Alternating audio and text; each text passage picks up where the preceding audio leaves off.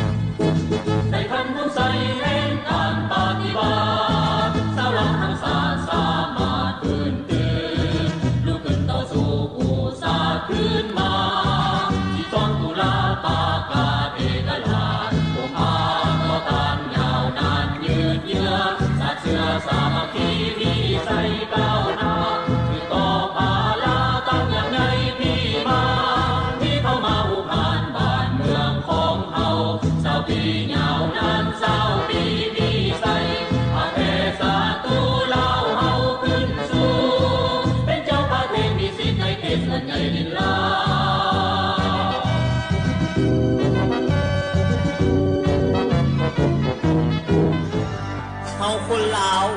ลูกหลานลาวเสื้อซาดลาวจะร่วมใจปกปักรักษาและสร้างสาพัฒนาประเทศชาติให้มีแต่ความหุ่งเหืองสีวิไลไผหากมาเพมานจะตีให้มุนทลาย